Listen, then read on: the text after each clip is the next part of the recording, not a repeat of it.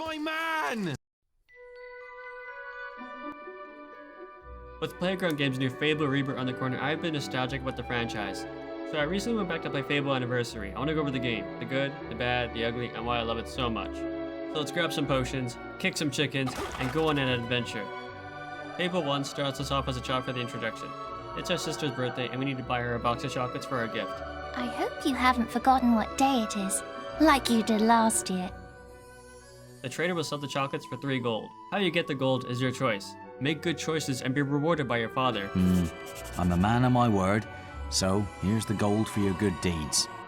Or do bad deeds and accept bribes for gold. Look, Sonny, keep your mouth shut about this, right? Tell you what, if you keep this little secret, I'll give you a gold piece. Oh, come here, my little sandals. I think this is a smart way of teaching the player basic mechanics about the game, without the consequences being too harsh. You filthy swine! I ought to chop them right off! We give the chocolates to our sister. She's happy to celebrate her birthday with us until... Wait, there's something wrong. Bandits! The village is under attack by bandits. The guards don't stand a chance. Our sister runs off, and we hide until things settle down.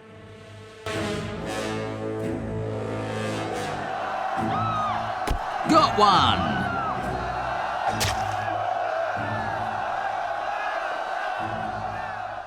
We eventually come out of hiding to check on our family.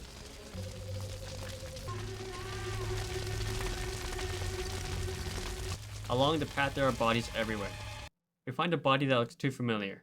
It's our father.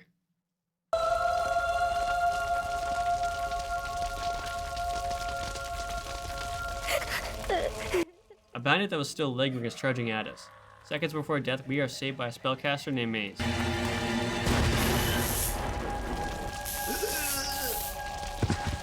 We must leave. It's not safe here. He sort of adopts us and brings us to the Heroes Guild. There, we can learn how to defend ourselves and save others, or learn how to get revenge. My name is Maze, and I'm the head of the Guild of Heroes. You must have heard of it. You'll find nowhere safer in all of Albion, nor a better place to call your home. And if it's vengeance you want, you'll need the training only we can offer.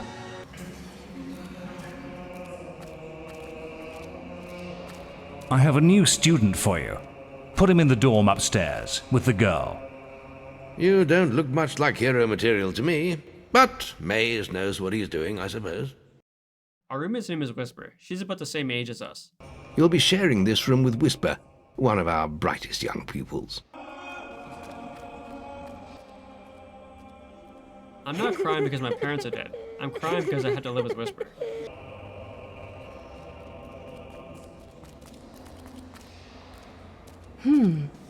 Looks like the guildmaster got tired of you. We might as well talk about Whisper while we're here. She's a character that I love to clown on, but if I'm being honest, I feel bad for her at times, and I'm glad that she gets a happy ending, with her sailing to the South Isles and becoming a local legendary hero to her hometown. I'm glad you came. I wanted to talk to you before I go. You hadn't heard I'm leaving the guild. My brother wanted me to be a great hero, but, well, you were always one step ahead of me. I had to work so hard to live up to his expectations. But you always made everything seem easy. It wasn't till you spared my life in the arena that I realized how jealous I was of you. And what a good friend you've been. I'm sorry I was so tough on you in training. The truth is, you've always been the better hero. Just don't tell my brother I said that. Whisper is supposed to be a childhood rival. Sadly for her, she just becomes our punching bag. You can put that old stick away. Get used to the weight of this sword, and hit Whisper with it. Then, let's see what you've got, farm boy. Well done. Now let's see if you can combine attack and defense. Whisper told me you've got a training with some fanboy. Maze thinks the boy has great potential. Enough to keep up with my Whisper. Ha! Well, why don't we see? That's all wrong, Whisper. Whisper should be ashamed. Anyways, we graduate from the guild and are free to choose side quests as we desire. This is where the game opens up and really starts to shine. The main quest isn't perfect, but it has probably my favorite villain in the series. He finds you when you're sleeping and when the daylight fades. I have returned. After an eternity away from you all, Jack of Blades is back. Jack's design is awesome. I love the mask, the cloak, the armor, it's great. His first appearance in the game is during one of the coolest quests in the game, the arena. He shakes things up by saying that the final round in the arena is a match to the death between you and Whisper. This guy is evil as fuck. He cuts out your sister's eyes and leaves her for dead in the woods. So, you finally met Jack of Blades. I met him long ago, of course, when he burned down our home and cut out my eyes. Murders your father, leads the raid on Oakvale, tortures your mother. I told you. Touch me again, and I'll wring your neck. Then kills her in front of you.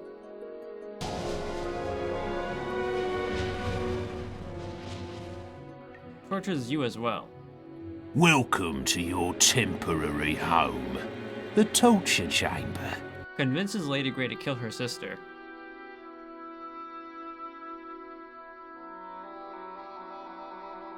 And that doesn't cover his lore and long history of villainy with Albion. One of my favorite moments in the game is when he's talking to you and he's acting like the guild master through your quests. It's hilarious. They say the souls of past champions haunted, resting in the place of their greatest achievement. Now go, unless you're here to take my soul, just as you took my sister. Why go all the way to the arena? You have a perfectly good soul right in front of you. And you've already killed his sister. Yes, my bloodthirsty friend. Strike him down. Ladies and gentlemen, this is a truly special occasion. Watch a hero ripped to pieces by trolls and Jack's very own minions. There is an important quest card waiting for you at the bottom of a slime pit. His final boss fight is him as a dragon, and I thought that was pretty cool. After defeating Jack's dragon form, his mask tries to possess the player like it's the One Ring. It's a great moment.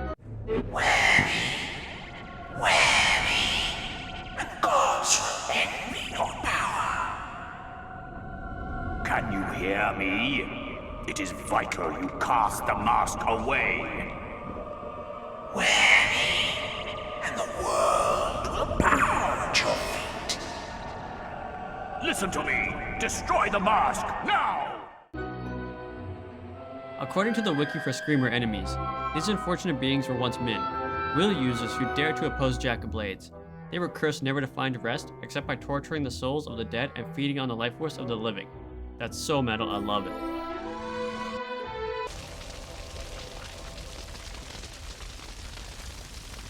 There's nothing we could do.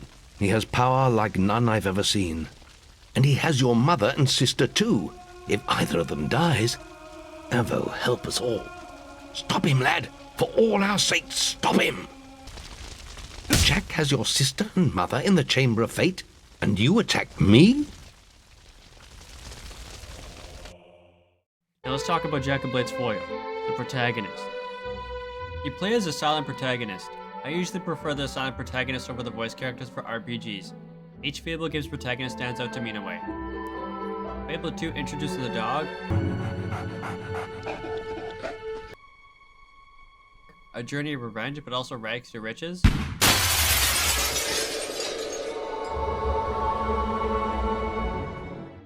Fable 3 restarted a revolution against our brother, and then took the crown back and ruled as a king. But Fable 1 almost has more of a Chosen One feel to it. You are the chosen one! I don't usually like the Chosen One tropes, but in Fable 1 is different. There's the destiny with your character, but the destiny is simply when and where our character will be at a certain place in time, not necessarily what we do in that place in time. And honestly, I think this protagonist has the best moral choices to make. Your good playthrough will be different from your evil playthrough. Of course, with some similarities. But one thing this Fable protagonist can do that the others can't is kill literally everyone important to the game. That's right, every single character. I'm struggling to think of any we don't get to kill. The only character saved from an evil playthrough is Scythe, but honestly, if you know the lore of Scythe, it makes a lot of sense. Let's list off the people we can kill. Actually, never mind, let's just watch. And I've seen the choice you'll have to make one day, between the darkness and the light. I've seen so many things, so much killing, so much dying. I've seen you, little brother, in a ring of sand and blood, an arena full of secrets. I still remember the night you were brought to us, my lad. I knew even then what great potential you had, what great things you would accomplish. You don't look much like hero material to me, but Maze knows what he's doing, I suppose. Please, let me teleport you to the graveyard. Take Nostro's soul instead. Very well, hero. Do your worst. I am no defenseless old man. I have powers that you can't begin to...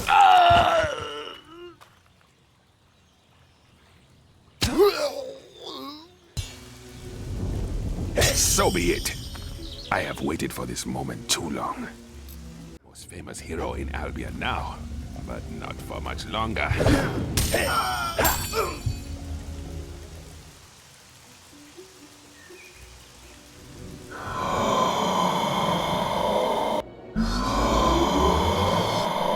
Was that Thunder's soul? That's not exactly what I had in mind when I sent you to him.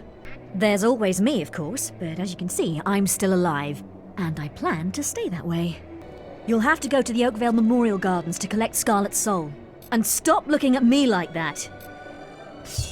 Well, I'm rather fond of my soul. I'm not giving it up without a fight. Let's do this. I should have known you'd turn on me in the end.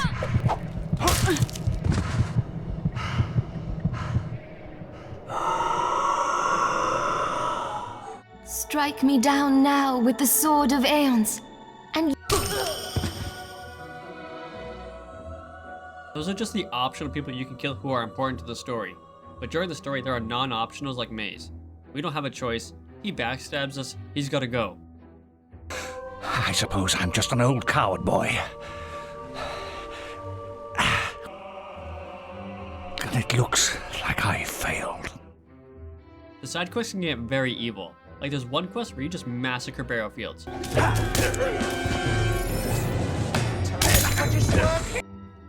At the end, the bandits catch a traitor trying to sneak away. They bring him to you so you can chop his head off. You get to choose to do it or not. Look what we got here, lads. Found this one trying to sneak off into Oakvale. Why don't you do the honours, hero? Please don't kill me!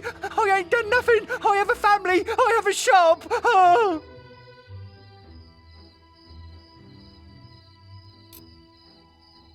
Rip him up good, hero.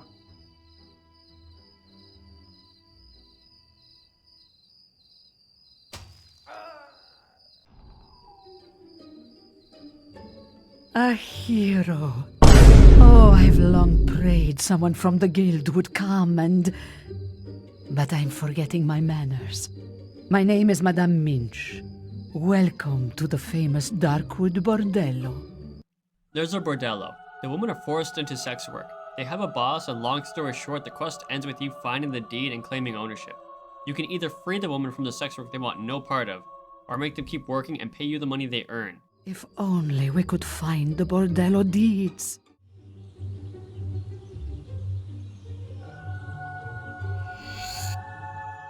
Dawdling, you won't make any money, Stan. You've got the deeds. Does that mean we're finally rid of old Grope? What? Huh? How did you find it? It was perfectly hidden. Why, if you weren't quite such an imposing hero, I'd show you a thing or two. Well, I hope it rots and drops off. Hello, sir. I've been speaking with the girls and, well, perhaps you would consider turning this house into a refuge for fallen women? I see. The gold is more important to you than the lives of some poor women. I understand. What? Are you sure, sir? Once they've tasted freedom, my girls will never want to go back to being prostitutes. Girls, you don't have to work anymore. You're free! Thank you, sir. My whole life has passed me by, but at least now I can enjoy some peace. This game has some really cool quests, and it's part of why this game has replay value to me. Don't break any of our laws. I wanted to thank you personally. I don't know what I would have done without this place. If you want to be a holy warrior who saves the day heroically, this game will let you do that. If you want to be evil as hell, this game will let you do that.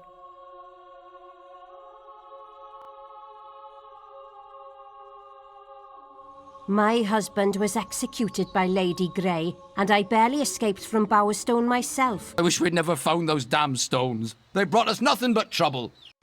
They must be worth a fortune. They say Lady Grey wants them. I've already lost 3 farmhands in these raids. I saw Lady Grey set the opposite quest in the guild yesterday. Some rules round here that you need to know about. Oh, and keep an eye open for Lady Grey.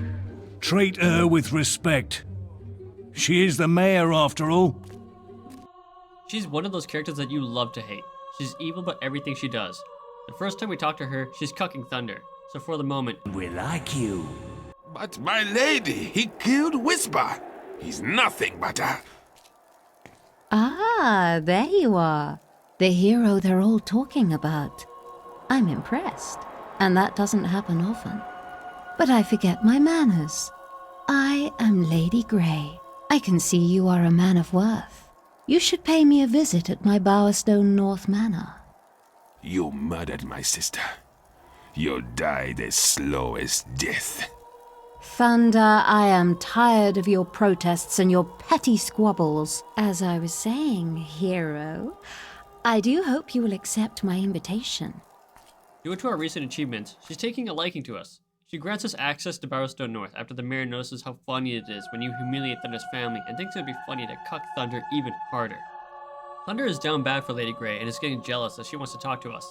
Upon entering Bowerstone North, you are greeted by the sheriff. He talks about Lady Grey and mentions what happens to those who anger the mayor or break the rules.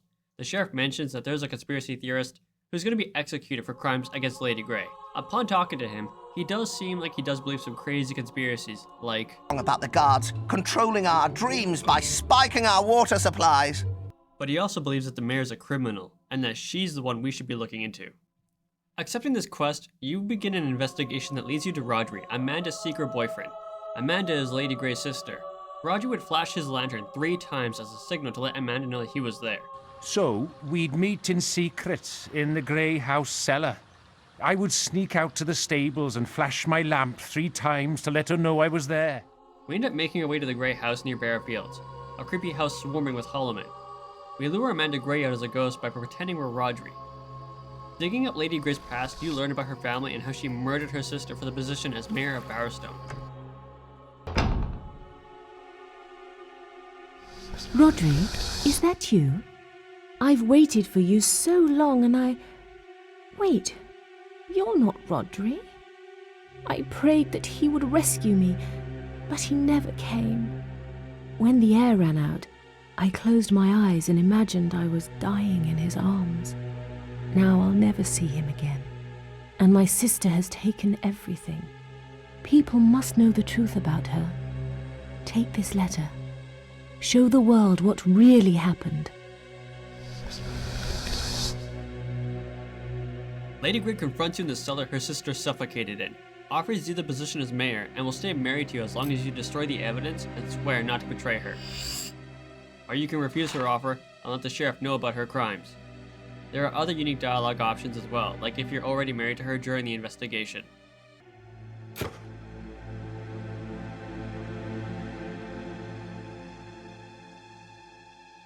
Is this the way to repay a wife's love? Listening to deranged rumor mongers, sneaking behind her back. Gethin will die in the morning. And now, you will hand me that letter. Ah, there is an important quest card at the guild for you. When I booted the game up again for the first time in a long time, I was shocked to see my old save file still here. I loaded in and saw that my character had a halo above his head and wasn't wearing the Jack of Blades mask, so I figured this must have been my good playthrough. After doing some exploring, I ran into this. The mare seems strangely subdued lately. Never seen her like this before. What did you say to her? That's right. In this playthrough, I accepted Lady Grey's offer, married her, executed the conspiracy guy. But where was my wife, Lady Grey? Stupid little idiot. I need to find her.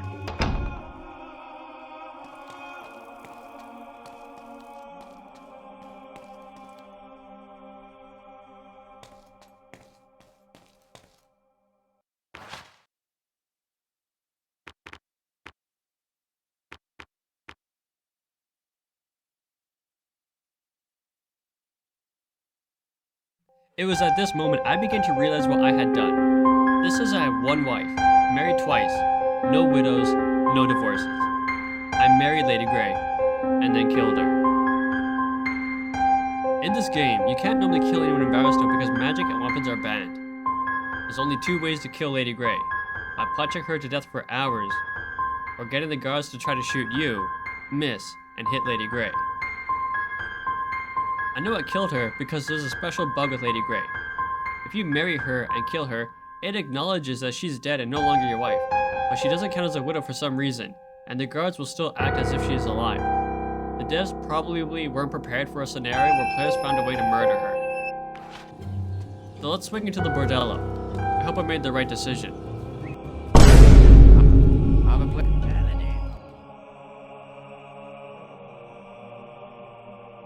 This game has plenty of boss fights, some great, some not so great, but I'm happy to have them all, even the not so great ones, because it makes those moments more memorable.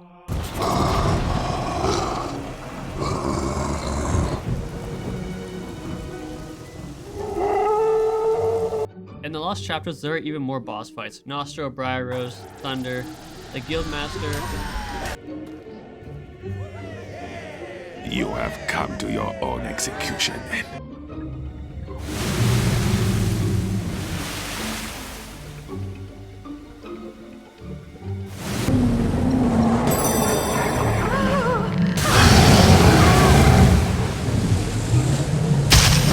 If you're doing an evil playthrough through the Lost Chapters, this game will reward you heavily for being evil with boss fights, and I appreciate that a lot. Now, claim my soul with honor. I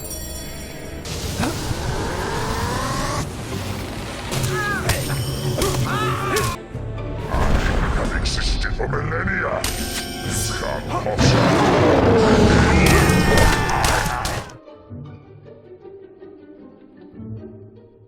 Hobbs here are still a little silly, but much darker than Fable 2 and especially than Fable 3. Hobbs are lost children who have had their souls corrupted by dark nymphs. That's really cool and creepy, and we should explore the side of Hobbs a bit more. Next up is nymphs. We never see nymphs again after Fable 1. I guess because magic is mostly gone in Fable 2 and 3? Nymphs are ethereal, yet dangerous creatures. There are three known types: the water nymph, the wood nymph, and the very powerful succubus nymph. All will be eager to send you to an early death if you stray across their path. Let's hope they return in Playground's new Fable. Balverine are almost always a good time. I'm glad they stuck around. The White Balverine quest in Fable 1 is so badass. Balverine are a lesser version of the Balvorn. I hope we one day get to face off against a Balvorn, or even a Silver Balvorn. How cool would that be? Trolls in Fable 1 are easy to exploit but are a good time to fight. Aiming at bugs in Fable 2 didn't really seem right to me, and it wasn't as much fun. In Fable 3, they weren't even there.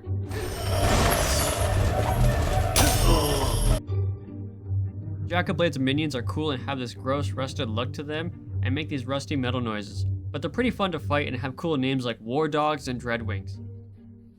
Screamers are a little annoying because they're always screaming, but it's a really cool concept, and I think they should be brought back in more Fable games. I know there's the Banshee in Fable 2, and that's pretty close and also pretty damn cool. All Fable games have hollow men, and honestly, they didn't evolve much throughout Fable, so this one is pretty even across the board. Wraiths are a frozen, slow, but hard-hitting enemy type in the Lost Chapters. They hold these big, bloody weapons. Only downside is they fight exactly like hollow men. So they're kinda like hollow men, but a little cooler.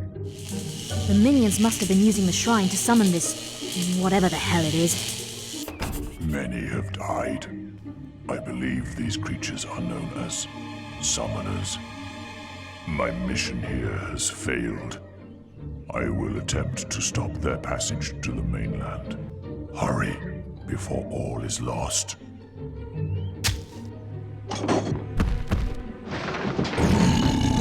Scythe? Scythe! I've lost him. Scorn! Summoners are introduced later in the game of the Lost Chapters, but make a pretty badass entrance, giving my boy Scythe a hard time. They also have two different variations of enemy types, but they're both challenging and a good time to fight. I hope these return as well. Round one. They always tell me this one gives them the biggest, buzz. Alright, I saved the best for last. Next up are my top two favorites. We got Beetles and Wasp. All jokes aside though, I still think that they're important for character progression, making the world feel more alive, but aren't as cool as the other ones I've mentioned. I really like the armor and style of Fable 1. I like that I can make myself look like I'm going to battle as a tank or as a magic user. Another feature that I would like to see them take a step further is armor playing a bigger role for certain types of gameplay.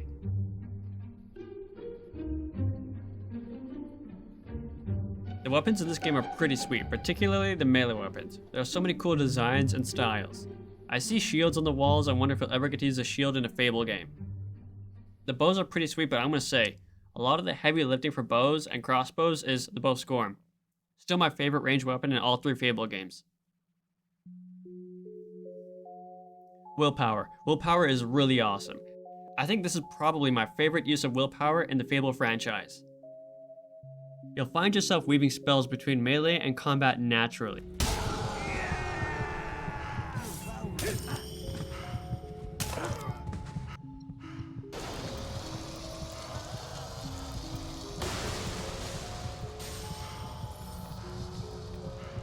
They complement each other so well. Spells like multi-strike and multi-arrow are literally made to enhance the melee experience.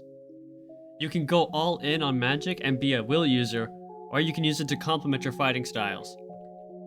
Assassin's Rush is so cool, it's a shame it never made a return. Same with Berserk, Battle Charge, Drain Life, Heal Life, Turncoat, Physical Shield, Multi-Strike, Multi-Arrow. These are spells that pretty much never made it back into the Fable franchise.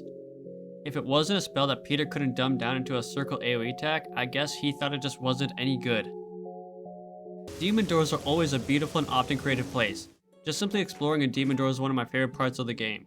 This is something that they improve on and do a really good job with in the sequels. I want to quickly say something about this particular demon door. Correct me if I'm wrong, but this one seems special than all the other demon doors. This one has signs of someone else possibly being present. I don't know why, but it's kind of scary and very intriguing to me. There's a campfire, but it's just out of view. Also, do demon doors take us to different realities, or just different secret locations?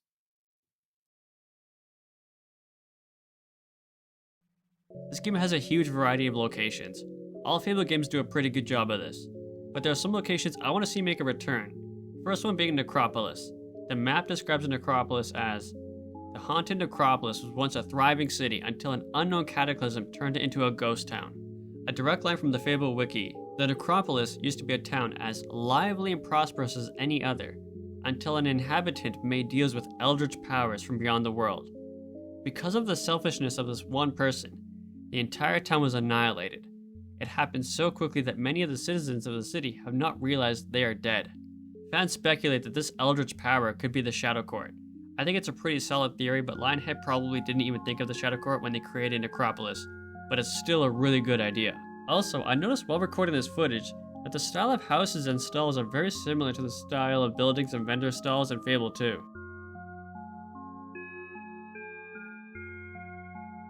Nahal Glade is one that I love, and I'm honestly surprised it isn't a regular in the Fable franchise. It wasn't in the base game for Fable 2, it was added on later in a paid DLC. That DLC was awesome, but was so different from Nahal Glade, I'm shocked they didn't just call it something else. In Fable 3, it never returned, so hopefully we get to revisit it again in Playground's new Fable. By the way, this is one of the problems of Fable 1. Looking scary is way too easy in this game. Give your granny a hug. NPCs will break and freak out over nothing if you aren't leaning further on the good side. Hey, what's good? You shouldn't be. Here, I try to change my wardrobe to hopefully fix Granny, but it's not working. James, I have Why are you still here? Why are you running away? James, come here. Leave. You're not welcome. All right. I don't like how the morality system in this game makes you look a certain way, and there's not much you can do about it.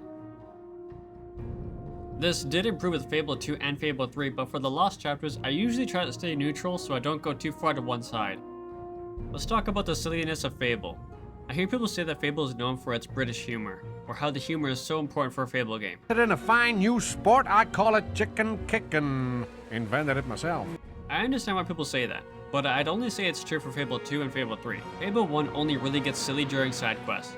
During the main questline, I can't really think of any time where the game was trying to make jokes. I don't think it's as important as people think. The pub games. Honestly, these games are surprisingly fun, but also pretty frustrating on mouse and keyboard. You can win dolls of heroes. I just wish there was something you could do with the prizes that you won. Like maybe you'd be able to place them around a house or something. But sadly, they just sit in your inventory. You could trade them all in for a Jack of Blades doll that will also sit in your inventory and do nothing. But at least the pub games were fun. Sadly, in Fable 2, they locked the pub games away behind a paywall. Russell Shaw and Danny Elfman created some of the best RPG music I've ever heard. The theme of Fable sounds grand. It does an excellent job of striking a balance between the nice and cozy heroic sound and the dark, twisted sound, almost as a reflection of the morality system.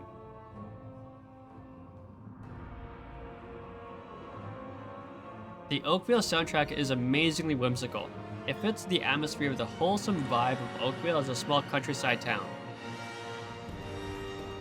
Barrowstone sounds like a busy village that has charm but also isn't as wholesome as Oakville. And let's not forget about the Temple of Avo / Marcus Memorial.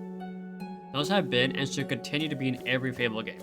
It's very iconic for Fable at this point. Overall, I feel like Fable The Lost Chapters is the foundation of what a Fable game should be. A good playthrough should feel heroic. Evil playthrough should have your character's hands covered in blood. The armor system, the combat style but more modernized with current standards. The music, the magic, please do not go back to no magic again. Please. Overall though, yeah, I think Fable 1 is pretty dated, but it's the foundation, and we should just build off of that. Anyways, I'm excited for the new Fable. Us Fable fans have been starving for a long time, but it's finally time for us to get back into the world of Albion. I'll be playing through Fable 2 soon and share my thoughts on that one as well. Take care, everyone. As for what became of the guild and its heroes, that is a story for another time.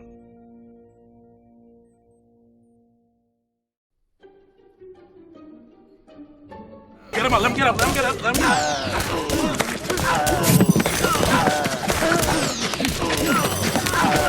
Fight back, nigga! Fight back, nigga! Fight back! Fight back!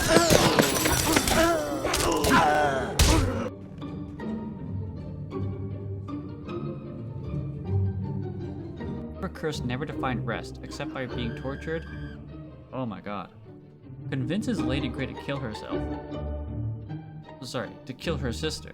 Convinces Lady Grey to kill her sister. Oh my goodness!